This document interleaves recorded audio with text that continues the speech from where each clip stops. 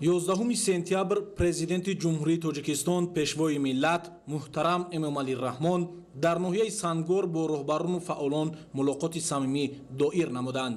нахуст сарвари давлат муҳтарам Эмомалӣ Раҳмон ҳамаи сокинони сарбаланди ноҳияи Сангор ва иштирокдорони вохӯриро бо санаи муҳими таърихӣ 33-юмин солгарди истиқлоли давлатии ҷумҳурии Тоҷикистон самимона табрик гуфтанд. таъкид гардид ки аз ҷониби ҳукумати кишвар ба шарофати соҳибистиқлолӣ дар зарфи беш аз 30 сол барои пешрафту ободии ноҳияҳои дурдасти Кӯҳистон аз ҷумла ноҳияи Сангор корҳои назарраси бунёдкориву созандагӣ амалӣ карда шудаанд. сарвари давлат муҳтарам Эмомалӣ Раҳмон аз корҳои ободониву бунёдкорӣ ба ифтихори ҷашни 35-солагии истиқлоли давлатӣ ёдовар шуда иброз доштанд ки барои таъмини рушди ноҳияи Сангор ва баланд бардоштани сатҳу сифати зиндагии сокинони он дар даврони соҳибистиқлолӣ аз ҳисоби ҳамаи сарчашмаҳо 1.1 миллиард сомонӣ равона карда шудааст. дар ин давра танҳо аз ҳисоби буҷети давлатӣ ба ноҳия 850 миллион сомонӣ аз ҷумла аз буҷети ҷумҳуриявӣ барои пӯшонидани хароҷоти буҷети ноҳия 220 миллион сомонӣ маблағҳои мақсаднок ҷудо карда шудааст. дар ноҳия барои бунёду барқарорсозии иншооти маорифу тандурустӣ, дастрасии аҳолӣ ба нерӯи барқ, беҳтар намудани сифати роҳҳо, рушди соҳаи кишоварзӣ ва барқарорсозии инфрасохтори деҳот то ба ҳол 9 лоиҳаи сармоягузории давлатӣ ба маблағи 24 миллион сомонӣ татбиқ гардида, ҳоло татбиқи боз 3 лоиҳа идома дорад. инчунин дар ин давра ба ноҳия ба маблағи беш аз 150 миллион сомонӣ сармояи мустақими хориҷӣ ҷалб карда шудааст. президенти кишвар иброз доштанд ки илова ба ҳама тадбирҳо дар ноҳия барномаи рушди иҷтимоиву иқтисодӣ барои солҳои 2021-2025 амалӣ гардида истодааст ки дар доираи он 174 лоиҳа ба маблағи умумии 148 миллион сомонӣ пешбинӣ шуда, то имрӯз 53 лоиҳа ба маблағи 71 миллион сомонӣ амалӣ гардидааст. зимни таҳлили вазъи соҳаи саноат, кишоварзӣ, аз ҷумла зиёд кардани майдони кишти зироат, боғ ва саршумури чорво, истеҳсоли маҳсулоти кишоварзӣ, пешвои миллат ба роҳбарияти ноҳия ва масъулини соҳа супориш доданд ки дар самти истифодаи самараноки заминҳои кишоварзӣ, баланд бардоштани ҳосилнокии зироат ва афзоиш додани ҳаҷми истеҳсоли маҳсулоти кишоварзӣ якҷо бо вазорату идораҳои дахлдор чораҷӯӣ намоянд. дар суханронии худ президенти кишвар муҳтарам Эмомалӣ Раҳмон ҳамчунин вазъи рушди соҳаҳои нақлиёт, маориф ва тандурустиро дар ноҳияи Сангор таҳлилу баррасӣ намуда ба масъулин ҷиҳати ислоҳи камбудиҳо ва дарёфти роҳҳои ҳалли онҳо дастуру ҳидоятҳо доданд. ба аҳли ҷомеаи ноҳия муроҷиат намуда пешвои миллат муҳтарам Эмомалӣ Раҳмон даъват намуданд ки дар шароити пурҳаводису мураккаби ҷаҳони муосир бояд ҳамеша ҳушёру зирак бошанд, ба тарбияи фарзандон, соҳиби илму дониш ва касбу ҳунар гардидани онҳо эътибори аввалиндараҷа диҳанд. дар фароварди суханронӣ сарвари давлат муҳтарам Эмомалӣ Раҳмон бо боварӣ иброз доштанд ки роҳбарият ва тамоми сокинони ватандӯсти ноҳия донишу таҷриба, малакаи касбӣ ва саъю кӯшиши худро барои таъмин намудани рушди устувори иқтисоди миллӣ ва расидан ба ҳадафҳои стратегии кишвар равона месозанд. дар ноҳияи дурдасти Кӯҳистон ҳамин гуна иншоотҳо аз ҷуса фоидаовар нест. меҳмонхона поёнаш маркази хидматрасонӣ, мағоза, 10 ҷойи хоб, ошхона, 10 ҷойи корӣ, яъне 10 оила соҳиби нон. бисёр зебо. барои сайёҳҳо ҳам меҳмонхонаҳои қимат лозим нест. ҳамин хел меҳмонхона дар шароити дурдасти Кӯҳистони мо барои рушди сайёҳӣ лозим аст. дигар чӣ? мана маркази ноҳияд меҳмон меояд хонаотонда водӣ ва шаммаш дар ҳамин ҷои тобистон тутқурӣ меоянд, мева чинидан, аколи бо картошкада меоянд, мевада меоянд, асалда меоянд. хай хона болои фарзандо дар як оила 6-7 нафар ҳастем. хӯрок каша додед, меҳмонхонада овард инҷо кана агаҷоне на ҳамин ҷо хоб мекунед, саҳари мани шоҳисата меорам, али инҷо ошхона ман зиёфата метиҳам, хуш омадӣ. шарт нест дар болои хона, дар болои фарзандо. бисёр хуб аст ин чиз. маркази ноҳия ман аёдам намебаронам. اولین مراتبه وقتی که وارد شدم یک دیه بود. حاضر یک شهرک خیلی زیبا شده است، تازه آزاده. باز هم زیبا کردن ممکن. مردم نایه زندگیتان در مخصوصا 10 سال آخر خیلی خوبتر و بهتر شد. همه چی دارید. دولتتان با از این زیاده کنن، با خوبتر کار کنید، بهتر کار کنید. شرایط زندگیتان را خودتان به دست خودتان باز هم بلند بردارید. زیادیش هم میفروشید، درآمد بگیرید، فرزنداتان اسباب و انجام روزگار شرایط خوبی زندگی مهیا کنید برای خود. بیش نیروی زمین است. بله. شما در سرگاه آب هستین، در سرگاه آب مصفا. در دنیا کشتاری چندین سال است، حتی دایره ها، حوض ها خوش شدن نیست. چشمه ها را بین، دایره ها را بین، گیاه های شفابخش را بینین. دیگر اثر شما چقدر طبابتی، حکیم، پاکیزه، میوه، کارتوشکا و دیگر میوه های طبیعی که در طبیعت نایه سنگور است. گیاه های شفابخش من گفتم مالی کارخانه های نو من داروواری بنیاد کرده است. من حسابی کار کردی گیاه های شفابخش در شما از همه بیشتر است، زیادتر است. 3,500 است نمودش. همش حالی کار کرده سر نکردن، لیکن صدها نمود حالا که یار وای کرده صادرات کرده ایستادن. سوای باغ پروری، زنبوری اصل پروری، چارو داری. این سوایی است که مردم نایه بیشتر مشغول شدنش لازم است. کار کردیم میوه اونقدر خراجات زیاد طلب نمیکنه. یک تحمیل صاحبکارا قطعی رئیس نایه خریده آورده مانده ممکن.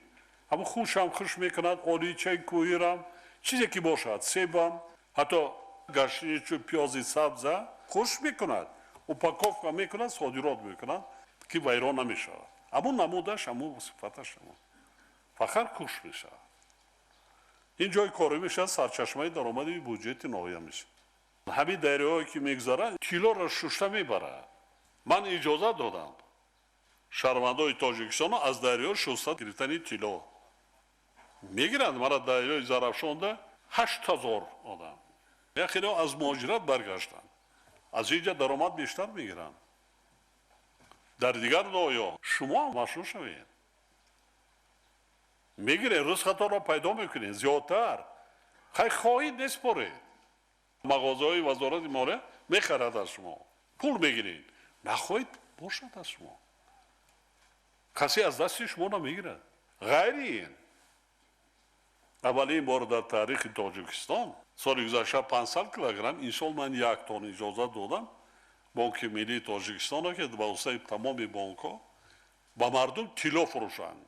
طلای خودمان سکه کردگی بسیار زیبا تنگه فروشند. بگذار مردم ما خرند. وزارت نقلیات و کمیته دولتی سرمایه‌گذاری و اداره اموال دولتی را ضرور است که کارها را در سمت دریافت سرمایه خارجی جهت بنیاد و برقرارسازی راه ماشینگردی لبیجات، سنگوار، قلعه‌خان تقویت بخشند. خیلی مبلغی کلان در کار. یکتاش 300 میلیون زیادتر، یکتاش کمتر زیادتر از 200 میلیون کار کردی سودیم. شما شاهد هستید که ما از آبیگرم تا نورآباد راهی نو کرده سودیم. در 2 جا نقب شده ایستاد است. پولی بینیاد درازترین در جمهوری 900 متر میشه. سال آینده ساختمانش سر میشه. راهی بینیاد قیمتترین در جمهوری میشه. کارا خیلی در سطح بلند جریان دارن. بعضا قسمتاشو به انجام رسانیدن. تا زمستان رو بفکرم شما از کاپوری که کهنه میگذارین هم پیوست میشه دیگر اذیت نمیکنه. وقتی پول میشد این راه تمامی فصل سال دیگر یگان مشکلی نمیشود. دیگر یگان مشکلی برای رفت آمدن دیگر تا نورآباد برای شما. انا از نورآباد این قسمت آینده بنیاد کردنمون لازم می آید. مبلغ یافتمان در یکی از مشکلی های اساسی شما راه است. باغ را زیادتر کنید، کارتوشکا را بیشتر استحصال کردن در کار برای خودتان کنید. زیاد شب فروشید زندگیتان نصب. زنبوری اصل پروری را روش دادن در کار. از در خانه تان آمده میگیرن، پیشکی میان مبلغش میسپارن. بعد منطقه بسیار از منظرهای عجایب دارد. بهار هم تابستان هم زیبا است. بیخی طبیعت نیست. شکرانه این وطن بیشناسا کنید. زیرک بودن مادر. محصولات شما از لحاظ اکولوژی تازه است. در دولت‌های متمدن پیشرفته چنین محصولات از محصولاتی که در شرکت و کمپانی و فرم‌ها پرورش می‌کنند از آن 10 برابر قیمت‌تر است. نگاه داشتن یاد گرفتن مادر کو. ناک و سیبی که شما میشین بیاید میپذارین. وقتی سیب پخت ناک پخت رسید پر را. وقتی چینده مونده اگر خنک‌تر نباشد خودش میخورد. اسپریت میشه نماش دیگرش بعد درونش اردک میشه. آبش میپرد. نمیخورد. نمود دارد آب ندارد. کی چینده مادر کو که نغز میستد تا 1 ساله. ماهی ایون سال گذشته در جناب یالی 65 تن انگور از شهر ترسوزاده. انگوری نو نه. انگوری که در خلادیلیکا سرخانه ماندگی آخرانش بار کرده فروختند. 1 کیلوگرمش 50-60 سومون. 1 سال زیاد نگاه کرده است. حاضر نگاه میکنه. انبارا و دیگر چیزهای کردن مونده کن اونقدر قیمت هم نیست. بفروشید درآمد میگیرید. زمینا دا غلطش میکنیتون. ما ذخیره‌های دولتی را میگیم در مرکزتون مغازه کشوین گندم هم بیاره مونه خرید ذخیره کنید. آرتون هم بگیرید ذخیره کنید نمیشه. 1 هکتار گندم کشت اگر بسیار گیرید 2 تن میگیرید. از 1 هکتار کارتوشکا اگر 4 تن کش کنید هیچی نگرفته گیره 15 تن میگیرید. حساب میانه چند تن میگیرن؟ 350 سنتینری است. اینا 30 تن حساب کنید. 1 هکتار 2 تن گندم، 1 هکتار 30 تن کارتوشکا. 2 تنش هم بفروشین 2 سومانی برای خرید گندم تون میرسد. 1 ساله ارده یا گندم تون رو میگیرین میمونین. دیگر میفروشید درآمد علاوه‌ای میگیرین. کمتر مونی باز زمستان ده نرخی کارتوشکا 4 سومون. چند برابر درآمد بیشتر میگیریم. یعنی ما هر چی که کار با نقشه گیریم درست برای بهتر شدن خوبتر شدنی سطح و صفت زندگی اهالی اویلمون. پیش از اینجا آمدن یک صاحب کار هم میمانخانه هم پایانش مغازه ساخته به استفاده داده است. 10 جای کاری چگونه که گفتم بر یک جوانمرد میانه سال ایستاده است. من پرسیدم شما کی میشوید؟ گفت که من پدرش میشوم. خب پرسیدم چند پسر چند دختر داری؟ 3 پسر دارم. گفت من ببینشی این گفت خردی است. کلانیش در باغ کروش کبیر راهبر است. دویمش در همینجا الکتریک کار میکنه است. سایه انرژیتیک. دخترها چی کار میکند؟ گفت که دخترام 3 دختر دارم. 1 تاش میخواند دانشگاه پلیتکنیک، 2 تا دیگرش کار میکنند. خودش 17 سال آموزگار از فن متماتیک. سالهای 95 معاون اولی رئیس نهایی. بعد پرسیدم که چرا آموزگاری نکردی؟ آموزگاری فنهای دقیق نمیرسه. گفت که جناب یاری من اگر سن سالم کلان شد چند رفتی؟ 70. لیکن نمیگوی 70. گپ درباره تربیت فرزندان میره. 6 تا فرزند، 3 پسر 3 دختر. همش صاحب معلومات عالی، صاحب جای کاری، صاحب. انا احسن بچونی پدر و مادرها. ولی هر 3 دخترها و خانه‌دار، دردار، فرزنددار باز کار میکنن. زندگیشون خوب. پیش کسی گرده کج نمیکنن. همین کسی سواد داشته باشد، کسب و هنر داشته باشد، خور زار نمیشه. محتاجی نمیکشه. فکری فرزند کردن نکن. هیچ کس در این دنیا جاودان نیست.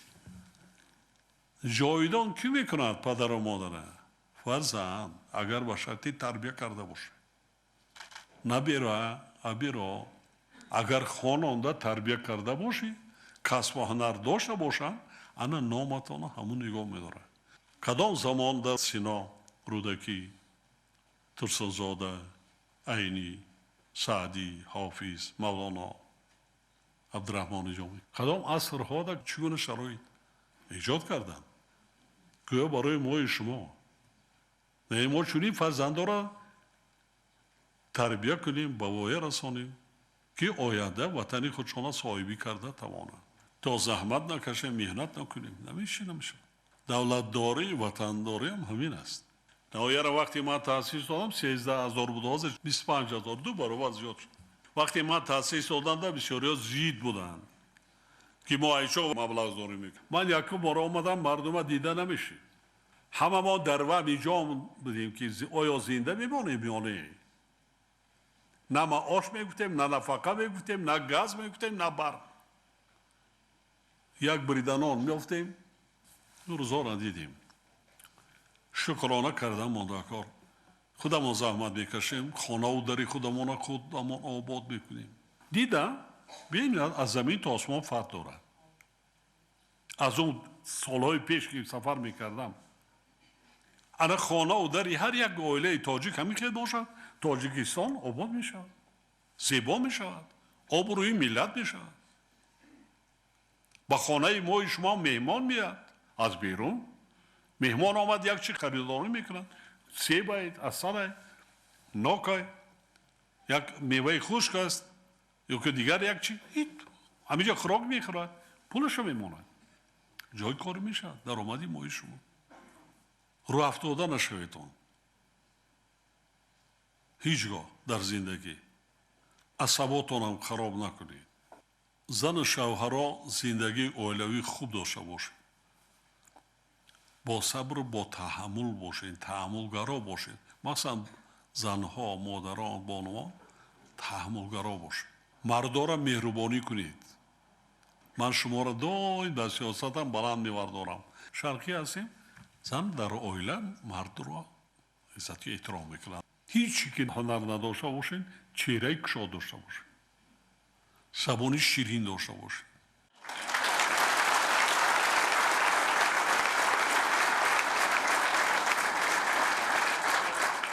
من مردم از جان خودم در زیادتر دوست می‌دارم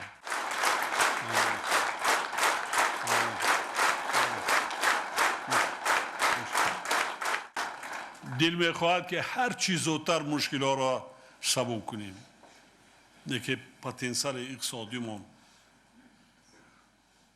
بسیار وزمین است ما اکنون دولت بنیاد کرده ایستادیم برای بنیاد کردن خانه خود دولت خود 100 سالها در کار جوانمردان باننگ ناموس جوانمردان فدایی که ملت خودش وطن خودش دولت اجدادی خودش صدقاً دوست می‌دارد خیانت نمی‌کند خائن نمی‌شود بعد سخنرانی پرزیدنت جمهوری تاجیکستان محترم امامعلی رحمان ساکنان ناحیه با شکرگزاری از دوران صاحب استقلالی سخنرانی کرده به سرور انسان دوستشان برای تأمین شرایط سازگار کار و زندگی اظهار سپاس نمودند. با عرض احترام و صمیمیت بی اندازه سلام عرض میکنم به شما پیشوای معظمی ملت قدم‌های مبارک شما را که به دلها نور و ضیا و به گلگشت و خیابانها سرسبزی و خرمی میبخشند به دیار فیضبار و زیبا منظری سنگوار صدقاً و از صمیم قلب خوش آمدید میگویم. من خلیلزاده گلنوره یک تن جوان خوشطاله ناحیه سنگوار به نهایت خوشبختم که در نزد شما جنابیالی سخن میگویم. اظهار سپاس و منتداری مردم ناحیه را به شما جنابیالی میرسانم. ثمره دستگیری و غمخواری های پدرانه و خیرتمندانه شما پیشوای ملت نسبت ما جوانان بود که بعد ختم مکتب میانه طریق مرکز ملی تستی دانشجوی دانشگاه بین المللی زبانهای خارجی تاجیکستان گردیدم. پیش از همه جناب یالی شما و همه اشتراکچیان این واخوری را به جشن 33 سالگی استقلال دولتی جمهوری تاجیکستان تبریک و مبارکباد می نمایم. رحمت خلان سلامت باش. شما را تبریک. با دستگیری و هدایت‌های شما ناحیه سنگوار به یک گوشه زیبا منظر تاجیکستانی عزیز تبدیل یافته است. قید کردن به مورد است که اجلاسیه تاریخی 16 شورای عالی با تقاضای تاریخ نه تنها طفل در گوهر بوده استقلال را نجات داد، بلکه تقدیر آینده او را معین ساخت و تاجیکستان صاحب استقلال را به سوی جامعه متمدن و ارزش‌های والای بشری هدایت نمود. همه دریافت‌های تاریخی و فرهنگی، اقتدار سازندگی و بنیادکاری در ناحیه از پرتو آفتاب شعله‌بار وحدت، استقلال و اجلاسیه تاریخی 16 شورای عالی سرچشمه می‌گیرد.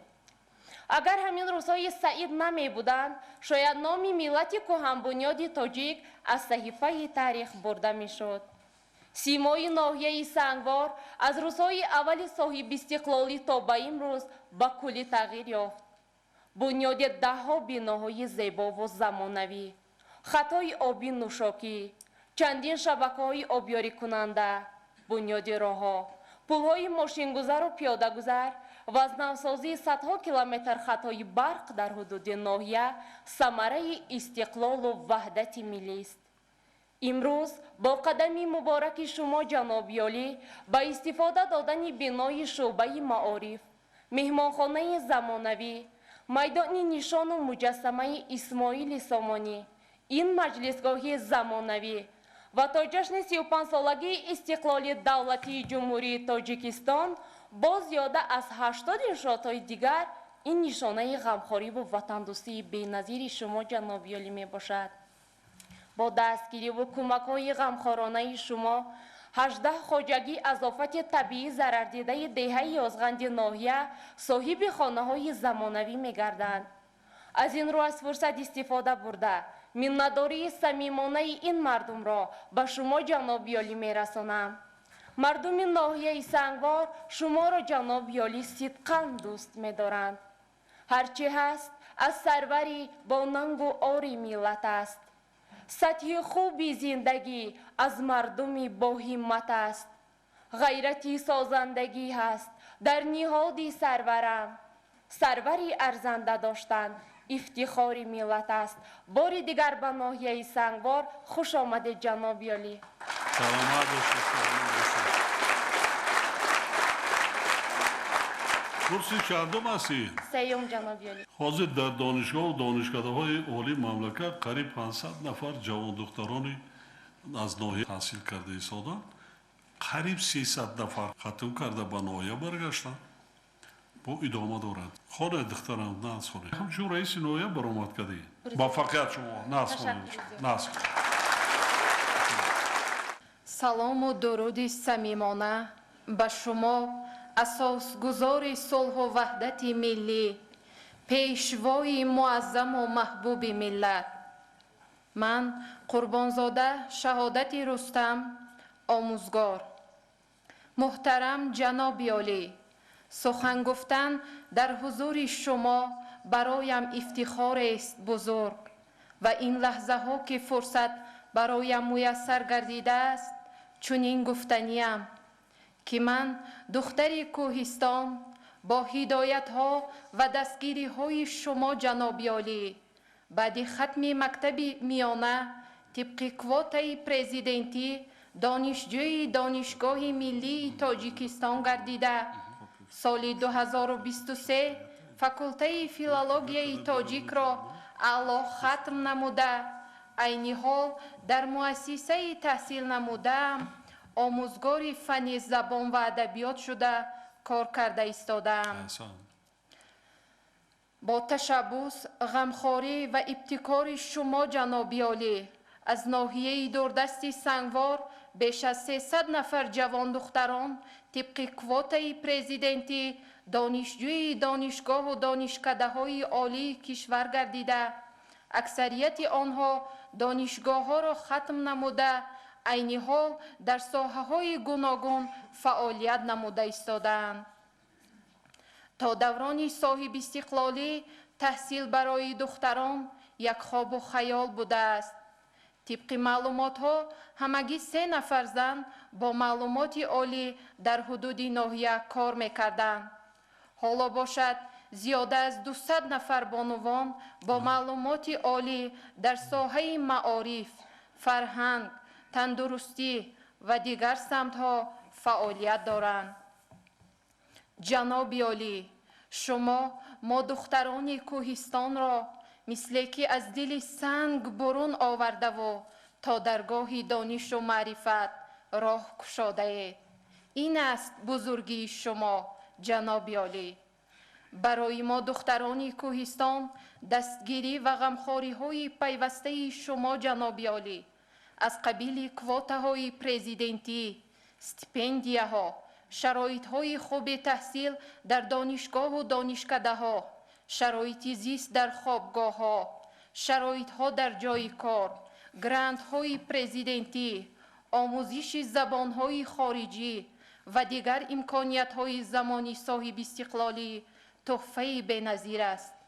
جواباً به غمخواری های شما هر یکی ما وظیفه داریم که برای وطن عزیزمان صدقاً خدمت نماییم. وطنمان را دوست داریم.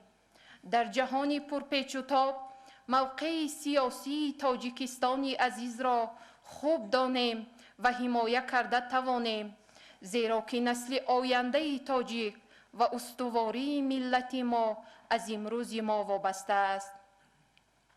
به پیشوای ملتم چون نسل سرفراز من، صداقتم، شرافتم همه نثار میکنم. قسم به نام ملتم، قسم به خاک این دیار، 1000 جان همه دهم و افتخار میکنم.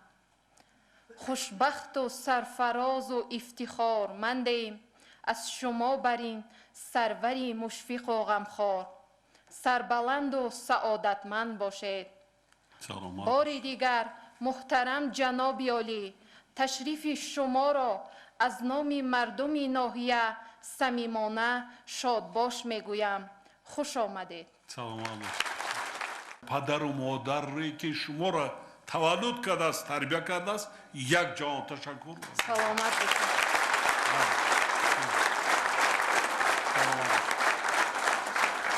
سلامت باشید.